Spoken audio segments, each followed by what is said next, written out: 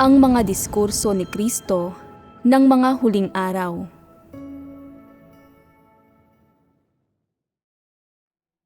Ang kahalagahan ng paghahangad sa katotohanan at ang landas ng paghahangad nito. Para makilala mo ang iyong sarili, kailangan mong malaman ang iyong sariling mga pagbubunyag ng katiwalian, ang iyong tiwaling disposisyon, ang mga mapanganib na kahinaan ng iyong sarili, ang disposisyon mo at ang kalikasang diwa mo.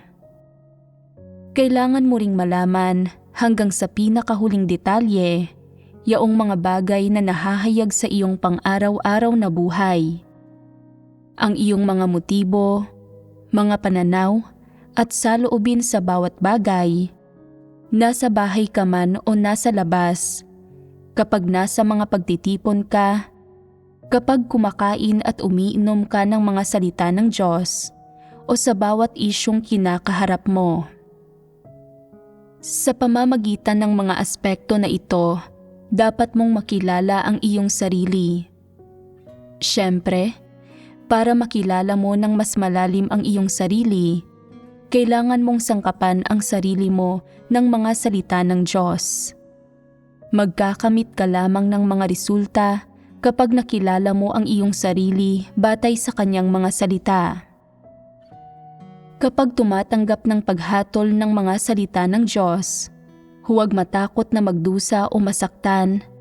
At bukod pa riyan, huwag matakot na tatagos ang mga salita ng Diyos sa puso ninyo at ilalantad ang mga pangit ninyong kalagayan. Kapaki-pakinabang na pagdusahan ang mga bagay na ito. Kung naniniwala kayo sa Diyos, dapat ninyong basahin ang higit pa sa mga salita ng Diyos na humahatol at kumakastigo sa mga tao, lalo na iyong mga naglalantad sa diwa ng katiwalian ng sangkatauhan. Dapat ninyong higit na ihambing ang mga iyon sa inyong praktikal na kalagayan at dapat ninyong higit na iugnay ang mga iyon sa inyong sarili at hindi gaanong iangkop ang iba.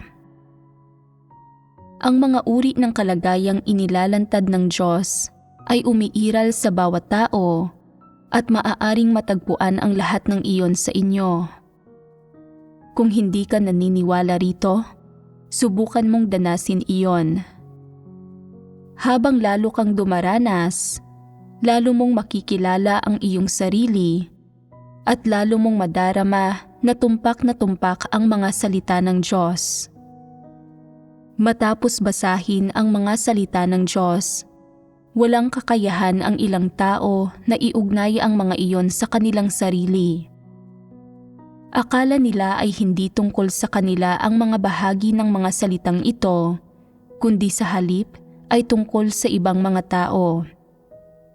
Halimbawa, kapag inilalantad ng Diyos ang mga tao bilang masasamang babae at mga kalapating mababa ang lipad, nadarama ng ilang kapatirang babae na dahil naging tapat na tapat sila sa kanilang asawa, malamang na hindi tumutukoy sa kanila ang gayong mga salita. Nadarama ng ilang kapatid na babae na dahil wala silang asawa at hindi pa nakipagtalik kailanman, malamang na hindi rin tungkol sa kanila ang gayong mga salita. Nadarama ng ilang kapatid na lalaki na para lamang sa mga babae ang mga salitang ito at walang kinalaman sa kanila. Naniniwala ang ilang tao na masyadong matindi ang mga salita ng paglalantad ng Diyos na hindi umaayon ang mga iyon sa realidad, kaya ayaw nilang tanggapin ang mga iyon. Mayroon pang mga taong nagsasabi na sa ilang pagkakataon, hindi tumpak ang mga salita ng Diyos. Ito ba ang tamang saloobin sa mga salita ng Diyos? Malinaw na mali ito. Tinitingnan ng lahat ng tao ang kanilang sarili batay sa kanilang panlabas na mga pag-uugali. Wala silang kakayahang pagnilayan ang kanilang mga sarili at makilala ang kanilang tiwaling diwa sa gitna ng mga salita ng Diyos. Dito, ang masasamang babae at mga bayarang babae ay tumutukoy sa diwa ng katiwalian, sa karumihan at kawalan ng delikadesa ng sangkatauhan. Lalaki man o babae, may asawa o wala, lahat ay mayroong mga tiwaling saloobin ng kawalan ng delikadesa. Kaya paano ito mawawalan ng kinalaman sa iyo? Inilalantad ng mga salita ng Diyos ang mga tiwaling disposisyon ng mga tao. Lalaki man o babae, pareho ang antas ng katiwalian ng tao. Hindi ba totoo ito? Dapat muna nating mapagtanto na ang lahat ng sinasabi ng Diyos ay katotohanan at nakaayon sa mga totoong pangyayari, at na kahit gaano pa katindi ang kanyang mga salita na humahatol at naglalantad sa mga tao, o gaano man kamalumanay ang kanyang mga salita ng pagbabahagi ng katotohanan o pag-uudyok sa mga tao, paghatol man o mga pagpapala ang kanyang mga salita, mga pagkondena man o mga pagsumpa ang mga ito, nasasaktan man ito ang mga tao o nabibigyang kasiyahan, dapat tanggapin ng mga tao ang lahat ng ito. Iyon ang saloobing dapat taglayin ng mga tao sa mga salita ng Diyos. Anong uri ng saloobin ito? Ito ba ay isang saloobing makadiyos, isang taos na saloobin, isang saloobing mapagpasensya, o isang saloobing tumatanggap ng pagdurusa? Medyo nalilito kayo. Sinasabi ko sa inyo na hindi ito anuman sa mga ito.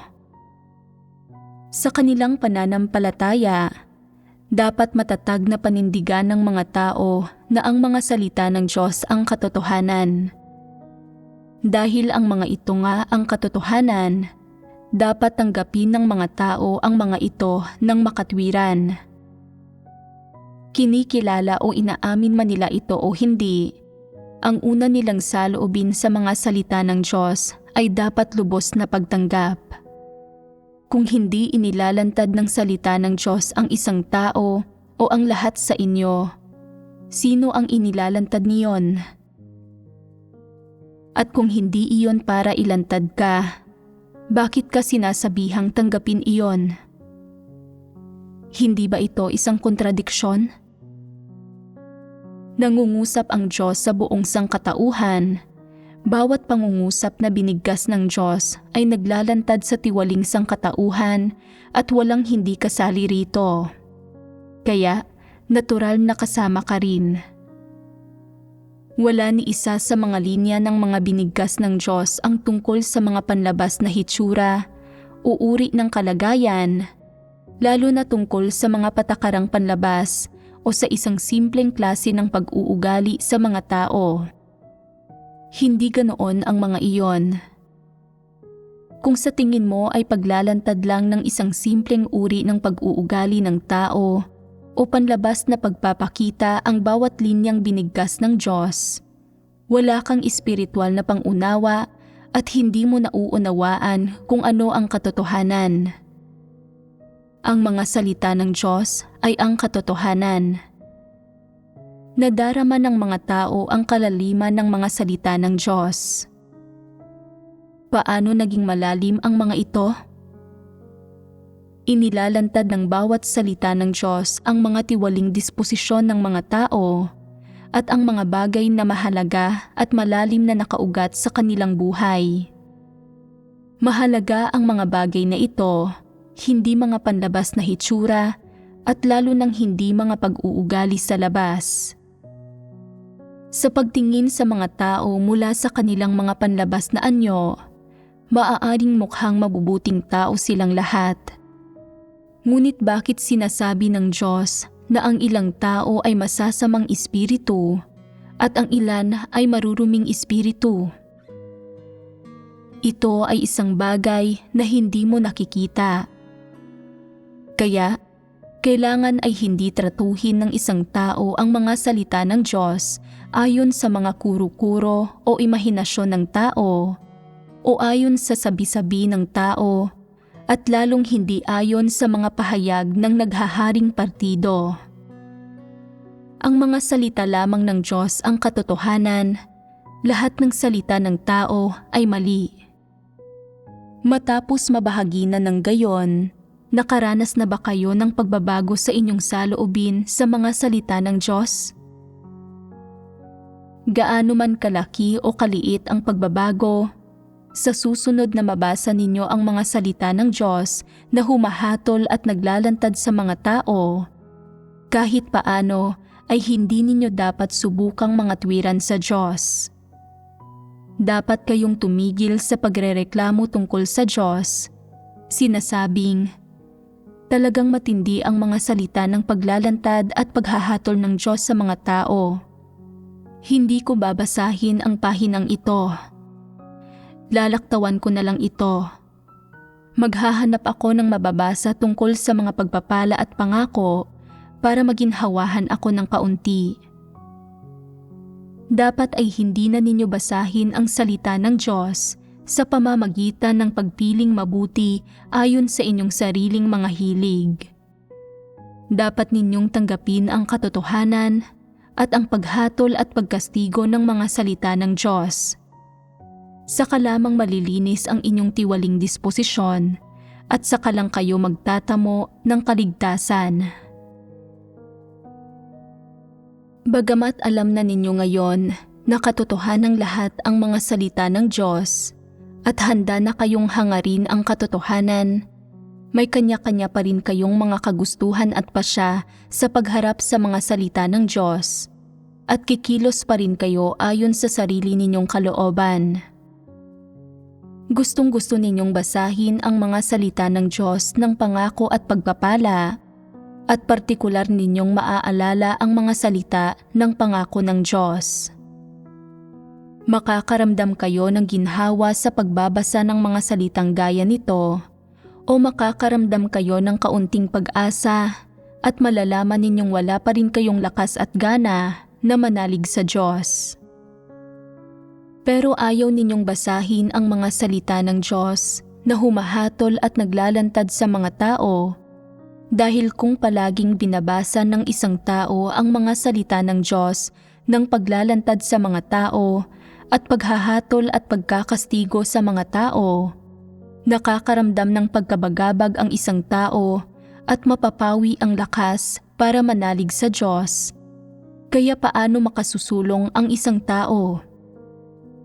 Sa panahon ngayon, hindi maunawaan ng nakararaming tao ang mga salita ng Diyos na naglalantad ng mga hiwaga.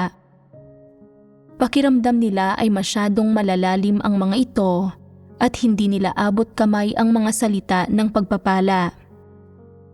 Kapag binabasa nila ang mga salita ng Diyos na inilalantad ang mga tiwaling disposisyon ng tao, kaya nilang unawain ang ilan sa mga ito. At kahit na maiugnay pa nila ang mga salitang ito sa kanilang sarili at aminin sa kanilang puso na ang mga salitang iyon ay mga katunayan, ayaw pa rin nilang tanggapin ang mga ito. Nakita mo na kung gaano kalaking sakit ng ulo ang mga tao. Alam naman nila na ang salita ng Diyos ang katotohanan, pero ayaw pa rin nilang tanggapin ito. Gusto nilang magtamo ng mga pagpapala, pero hindi pa rin nila ito matatamo. Kaya paano ba dapat kainin at inumin ng isang tao ang salita ng Diyos ng tama? Una sa lahat, dapat mas magbasa pa ang isang tao ng mga salita ng Diyos na nagsisiwalat ng mga misteryo.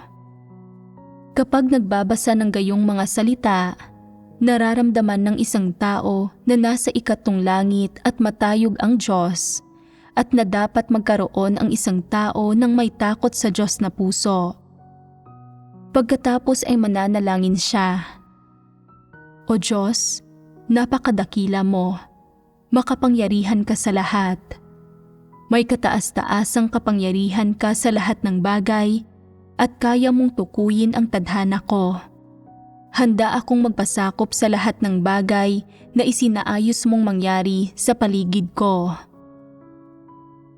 Sa pananalangin ng ganitong paraan, magkakaroon ang mga tao ng kaunting takot sa Diyos.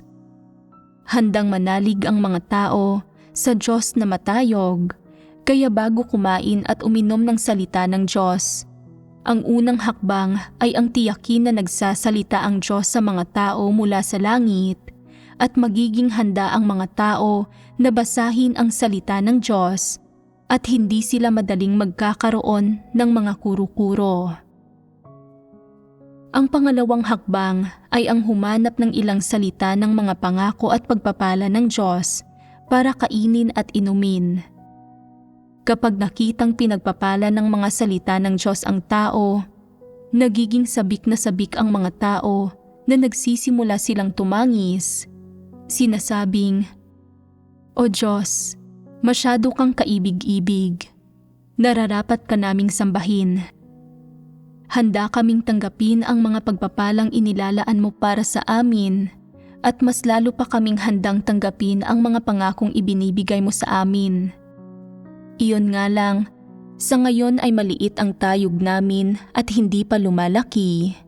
Kulang pa kami sa mga kwalifikasyon para tanggapin ang iyong mga pangako at pagpapala at nakikiusap kami sa iyo na pagkalooban mo pa kami." Napakagandang basahin ang mga salita ng pagpapala ng Diyos. Pagkatapos ay nagninilay-nilay sila. Anong uri ng mga pagpapala ang mayroon kung gayon? Sinabi ng Diyos na pagdating ng panahon, walang mga kalamidad ang mangyayari sa tao at na makakalaya ang tao mula sa nakayayamot na pagkain ng 3 beses sa isang araw at sa paghuhugas at paglilinis. May mga ganitong pangakong sinabi ang Diyos. Habang lalong nagbabasa ang isang tao, lalo naman siyang nasasabik. Pero kahit gaano ka pa kasigla, huwag mong kalilimutang hangarin ang katotohanan. Ang pangatlong hakbang ay ang basahin ang mga salita ng Diyos na naglalantad sa tiwaling disposisyon at diwa ng sangkatauhan. Pagdating sa bagay na ito, hindi kinakailangang kumain at uminom masyado sa bawat pagkakataon. Sapat nang kumain at uminom ng 1 o 2 item sa bawat pagkakataon. Pagkatapos kumain at uminom, isantabi mo muna ang mga bagay na hindi mo nauunawaan, ang mga bagay na hindi maaaring maiugnay sa iyo, at pagnilay-nilayang mabuti ang mga bagay na maiuugnay sa iyo, at unti-unti mong malalaman ang sarili mong kalagayan. Kapag tunay mo nang nakilala ang tiwali mong disposisyon at naunawaan ang mas marami pang katotohanan, magagawa mong makita ng husto ang sarili mong kalikasang diwa nang hindi mo namamalayan. Sa tingin ba ninyo ay mabuti ito? Parang kapag binibigyan ng gamot ang isang bata, binibigyan mo muna siya ng bagay na malasa para mapapayag siya. Kapag wala na ang atensyon niya, saka mo isusubo ang gamot. Kung napapaitan siya, binibigyan mo siya ng 2 pang piraso ng candy para mapapayag siya at iinumin na niya ang kanyang gamot. Pero kapag lumaki na siya, hindi na ito kinakailangan. Kusa na niyang iniinom ang gamot kahit alam na alam niya kung gaano ito kapait. Ito ay tungkol sa tayog. Kung kulang ka sa tayog at sinabihan kang hanapin sa salita ng Diyos ang mga salitang naglalantad sa tiwaling kalikasan ng tao at mga nauugnay na katotohanan at ikumpara ang sarili mo sa mga ito, at kung pinakain at pinainom ka ng mga salitang ito buong maghapon, pagtagal ay kasasawaan mo ito dahil hindi pa abot ng karanasan mo ang mga ito at hindi pa ito handa para rito. Kaya naman, kailangan mong magdagdag ng isang bagay na kagaya ng pampatamis sa gitna nito, at ang mga maliliit ang tayog ay dapat kumain at uminom ng mga salita ng Diyos sa ganitong paraan. Kung madalas kang mahina at negatibo at wala kang totoong pananampalataya o pag-asa, dapat magmadali kang kumain at uminom ng ilang salitang tungkol sa mga pagpapala at pangako ng Diyos at maghanap ng mga salitang tungkol sa pagsisiwalat ng Diyos ng mga misteryo para kainin at inumin. Kung nararamdaman mong lumalakas ka at lalong nagiging malapit ang ugnayan mo sa Diyos, kung gayon, kailangan mong kumilos agad at maghanap ng mga salitang makakain at maiinom mo tungkol sa pagkastigo at paghatol. At sa ganitong paraan, mas madaling magkakaroon ng epekto ang pagkain at pag-inom at hindi mo maaantala ang paglago ng buhay. Kapag kumakain at umiinom ka ng mga salita ng Diyos nang maliit ang tayog mo, kailangan marunong kang gumawa ng pagbabago. Ang pagkain at pag-inom sa paraang ilalagay mo ang iyong sarili sa mabuting lagay ng pag-iisip at lalaki ng mabilis. Ang pagkain at pag-inom ng bagay na abot kaya mo at ang pagsasantabi sa mga bagay na hindi, at ang subukang isagawa at maranasan kung ano ang naunawaan mo mula sa pagkain at pag-inom. Hanggat alam mo kung paano isasagawa at mararanasan ang mga salita ng Diyos at ang mga katotohanang nauunawaan mo, makakapasok ka sa tamang landas ng pananalig sa Diyos. Naaalala ko ang isang taong minsang nagsabi ng ganito: may isang tao na nagsikap ng husto na pag-aralan kung kailan iiwan ng Diyos ang mundo. Ang matinding pagsisikap na ito ay hindi ang pag-isipan ang tungkol dito araw at gabi, kundi naging isipin ito sa kanya mula nang magsimula siyang manalig sa Diyos. Para makakuha ng tumpak na kasagutan, tinipon niya ang lahat ng salita tungkol sa pag-alis ng Diyos, gaya ng kung kailan iiwan ng Diyos ang mundo, kung ano ang magiging mga palatandaan, at kung ano ang magiging reaksyon ng mga tao sa iglesia. Pagkatapos ay pinagnilay-nilayan niya ang tungkol sa mga ito ng buong sigla, gumagawa ng komprehensibong pagsusuri at ikinukumpara ang mga ito sa isa't isa, paisa-isa at mula harapan hanggang likod, na para bang sumasangguni sa isang sangguniang Biblia. Hindi ba't matinding pagsisikap ito? Gaano nagmalasakit ang taong ito sa Diyos at gaanong pagmamahal ang mayroon siya para sa Diyos. Isang napakahalagang pangyayari sa gawain ng Diyos ang pag-alis ng Diyos mula sa mundo, at nang matuklasan niya ito, itinuring niya itong pinakamahalagang bagay. Mas mahalaga pa kaysa sa paghahangad niya ng katotohanan para magkamit ng kaligtasan, at mas mahalaga pa kaysa sa paghahanap ng anumang butil ng katotohanan sa mga salita ng Diyos. Kaya, sama-sama niyang tinipon ang lahat ng salitang iyon at sa wakas ay nakahanap siya ng kasagutan. Isantabi na muna ang katumpakan ng mga resulta ng kanyang pananaliksik.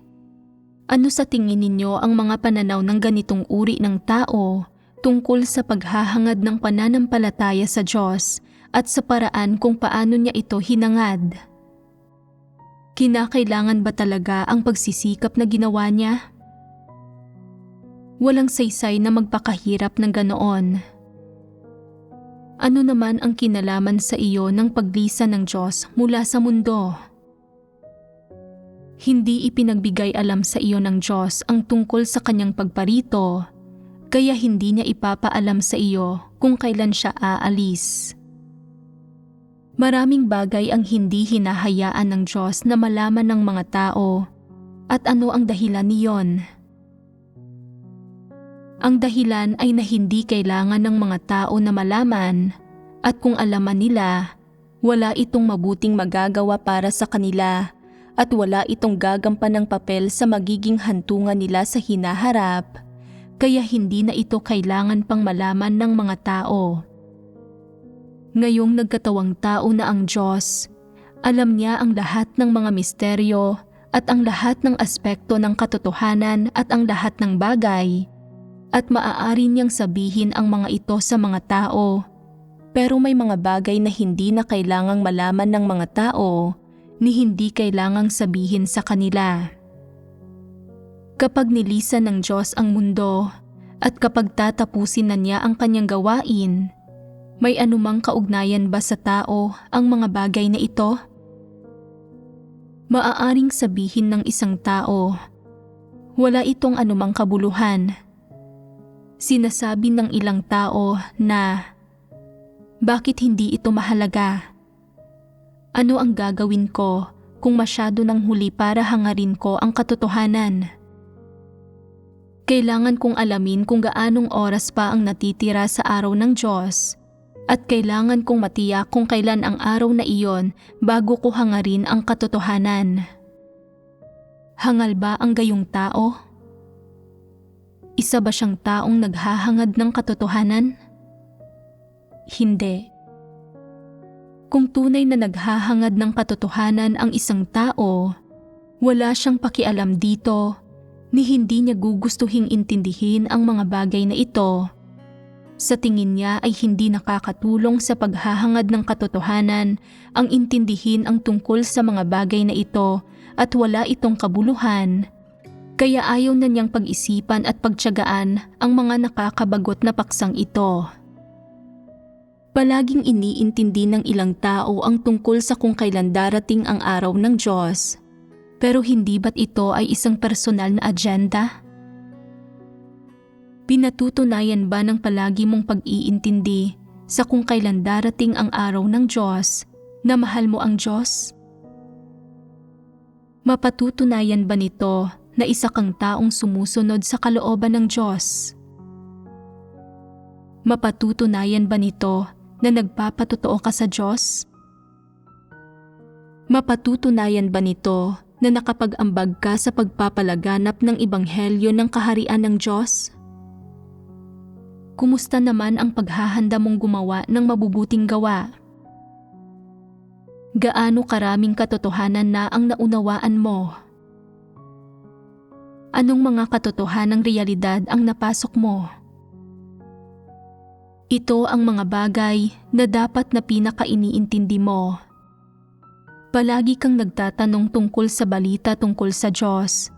Palaging gustong makaalam ng kaunting tsismis.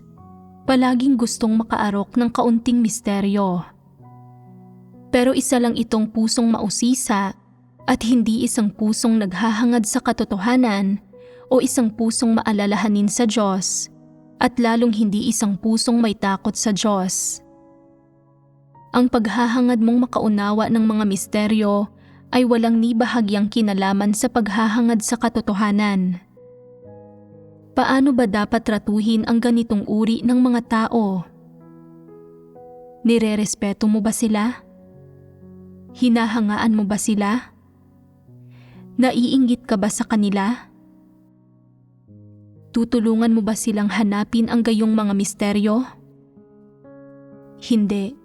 Siguradong titingnan mo sila ng mababa na sinasabing, hindi pa rin kami mahusay sa paghahangad sa katotohanan, sa pagkilala sa aming sarili at sa pagkilala sa Diyos. Wala pa kaming natatamong anuman at may mga katotohanan sa bawat aspekto na naghihintay na mahanap, na maunawaan at na maisagawa. Kaya hindi na namin kailangang pag-aralan ng mabuti ang gayong mga misteryo.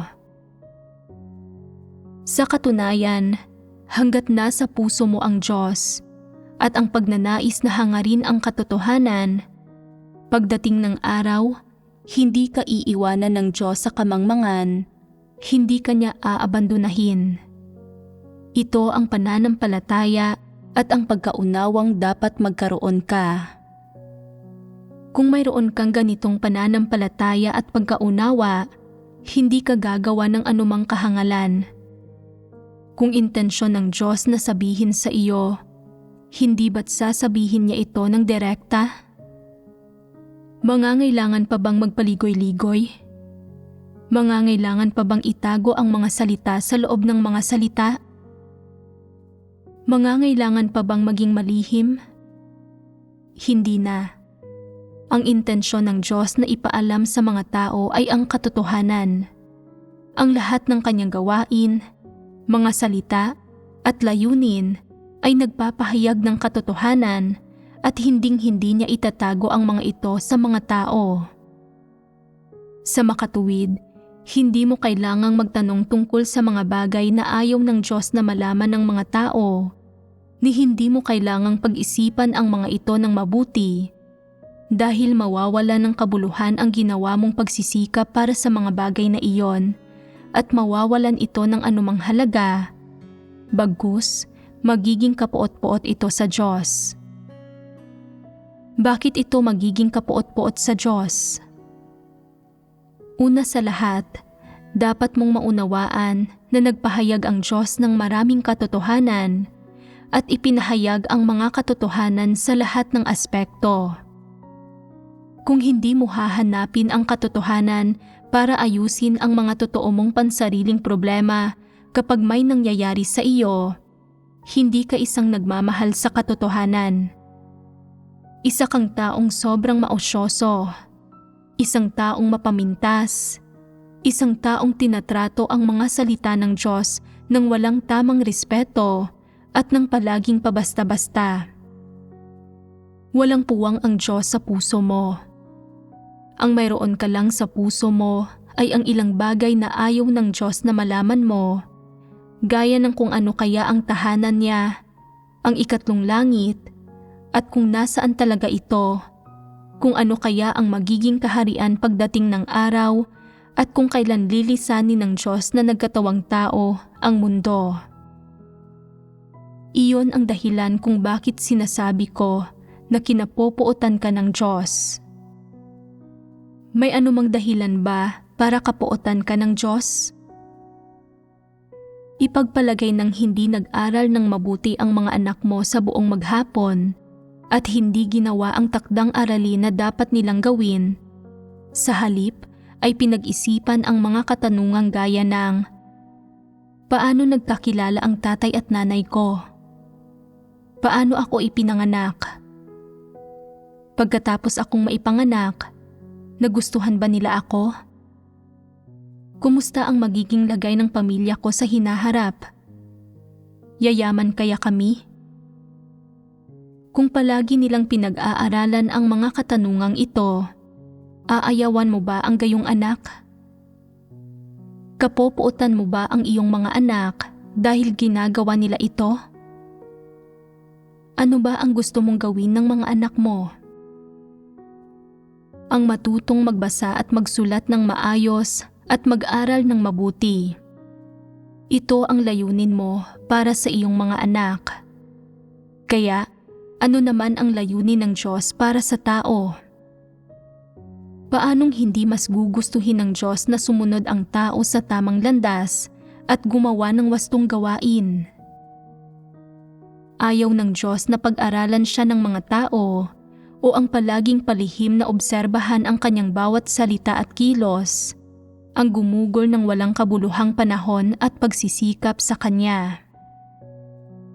Marami ang mga palaging pinag-aaralan kung kailan darating ang araw ng Diyos. Hindi ba nila pinagdududahan at nilalabanan ang Diyos sa kanilang puso? Ano ba ang problema ng taong hindi pinapahalagahan ni hinahangad ang maraming katotohanang ipinapahayag ng Diyos? Hinahanap ng isang matapat na tao ang katotohanan at sinusubukang maarok ang mga intensyon ng Diyos sa lahat ng bagay. At pagkatapos magbasa ng mga salita ng Diyos, nakatitiyak siyang ang mga salitang ito ay katotohanan at na dapat isagawa at magpasakop ang mga tao sa mga ito. Tanging ang mga hindi nananalig na ang salita ng Diyos ang katotohanan, ang siyang pag-aaralan ang Diyos. Walang ni katiting na pakialam ang mga taong ito tungkol sa kanilang mga responsibilidad at sa sarili nilang mga tungkulin. Hindi man lang nila binibigyang pansin ang mga ito at hindi sila gumagawa ng anumang pagsisikap o nagbabayad ng anumang halaga para sa mga ito. Sa halip, palagi nilang iniintindi ang mga bagay gaya ng kung kailan lilisanin ng Diyos ang mundo, kung kailan ibabagsak ng Diyos ang sakuna, at kung gaano pa ang itatagal bago dumating ang araw ng Diyos, at mga kakaibang katanungang gaya ng, makikipagkita pa rin kaya sa atin ang Diyos pagkatapos niyang iwan ang mundo? Ganito kaya ang magiging gawain ng Diyos pagkatapos na iwan niya ang mundo? Pagkatapos lisanin ng Diyos ang mundo, gaano siya katagal mananatili sa ikatlong langit? Babalik kaya siya? May mga anghel kaya sa kapanahunan ng kaharian sa hinaharap? Nakikisalamuha ba ang mga anghel sa mga tao? Kinapopuotan ng Diyos ang mga taong palaging pinag-aaralan ang mga ganitong uri ng mga paksa. Kung gayon, ano ang dapat pagtuunan ng pansin ng tao? Kung paano makikilala ang Diyos na nagkatawang tao, kung paano makikilala ang gawain ng Diyos, at kung paano aarukin ang bawat salita na sinabi ng Diyos. Ito ang mga responsibilidad ng tao, at ito ang mga unang bagay na dapat hangaring maunawaan at mapasok ng tao. Kung hindi mo hahangaring maunawaan at mapasok ang mga katotohanang ito, walang saysay ang pananalig mo sa Diyos, isang hungkag na kasabihan na walang totoong laman. Kung lagi mong palihim na pinagninilay-nilayan ang mga bagay na may kaugnayan sa mga misteryo at sa kung kailan lilisanin ng Diyos ang mundo, o kung palagi kayong nag-uusap-usap tungkol sa kung saan ipinanganak ang katawang laman ng Diyos, kung anong uri ng pamilya ang kanyang kinalakhan, kung anong uri ng pamilya ang mayroon siya, kung anong uri ng buhay ang mayroon siya, kung gaano siya katanda, kung anong uri ng edukasyon ang nakamit niya, kung nanalig ba siya kahit minsan sa Diyos, kung binasa ba niya ang Biblia kahit minsan, at kung gaano katagal na siyang nananalig kay Jesus, at iba pa. Kung palagi ninyong pinag-aaralan ang mga bagay na ito, kung gayon ay hinuhusgahan ninyo ang Diyos at nilalapastangan ang katawang laman ng Diyos. Gusto ng Diyos na malaman mo ang kanyang disposisyon at ang kanyang diwa para maunawaan mo ang kanyang mga intensyon, magawa mong magpasakop sa kanya at magawa mong maisagawa ang katotohanan para mapalugod siya. Hindi kanya hinahayaang pag-aralan mo siya at pag-usapan ang tungkol sa kanya habang nakatalikod siya. Sa makatuwid, dahil tinanggap natin ang pagkakatawang tao ng Diyos at ang yugtong ito ng gawain ng Diyos, at tinanggap natin si Kristo bilang ang ating buhay at ating Diyos, dapat tayong magkaroon ng may takot sa Diyos na puso at dapat nating tratuhin ng may taimtim na saloobin ang kanyang mga pag-aari, ang kanyang pagiging Diyos at katawang laman ng Diyos, kung saan nagkatawang tao siya. Ito ang katwiran at pagkatao na dapat mayroon ka. Kung pakiramdam mo ay wala kang anumang kaalaman ngayon tungkol sa Diyos, kung gayon ay huwag kang magsalita tungkol dito. Sa halip, magsalita ka tungkol sa pagkakilala mo sa iyong sarili, kung paano mo hahangarin ang katotohanan at kung paano mo gagampan ng mabuti ang iyong mga tungkulin, at sasangkapan ang iyong sarili ng mga aspektong ito ng katotohanan. Balang araw, kapag pakiramdam mo ay para bang may kaunting totoong kaalaman ka na tungkol sa Diyos, pwede na kayong magkakasamang magbahaginan. Pero huwag mong tangkaing pag-usapan ang tungkol sa impormasyong may kinalaman sa laman ng Diyos na nagkatawang tao o sa ilang di nalalamang misteryo, dahil baka mas madali ninyong masalungat ang disposisyon ng Diyos, makondena kayo ng Diyos, at maging isang mapanglapastangan at itatakwil ka ng banal na espiritu. Isang bagay ito na dapat mong makita ng malinaw. Mapapalitan ba ng laging pag-aaral tungkol sa Diyos at pagtatanong ng tsismis ang paghahangad sa katotohanan? Makikilala mo ba ang Diyos dahil dito? Kung hindi mo nakikita ang mga bagay na ito ng malinaw, hindi ba't napakahangal at napakamangmang mo namang tao? Dapat maunawaan mismo ng mga tao kung ano ba ang paghahangad sa katotohanan. Bakit ba nagpapahayag ang Diyos ng napakaraming katotohanan para iligtas ang mga tao? Bakit hinihingi ng Diyos sa mga tao na maunawaan ang napakaraming katotohanan? Kung hindi nauunawaan ng isang tao ang mga katotohanang ito, maaayos ba ng isang tao ang kanyang tiwaling disposisyon? Makikilala ba ng isang tao ang Diyos nang hindi nauunawaan ang mga katotohanang ito? Kung hindi nakikilala ng isang tao ang Diyos, makakamit ba ng isang tao ang pagpapasakop sa Diyos? Makasasamba ba ang isang tao sa Diyos? Magkakaugnay lahat ang mga katotohanang ito. Paano makakamit ng isang tao ang kaligtasan nang hindi niya nauunawaan ang mga katotohanang ito? Madali bang maunawaan ang mga katotohanang ito?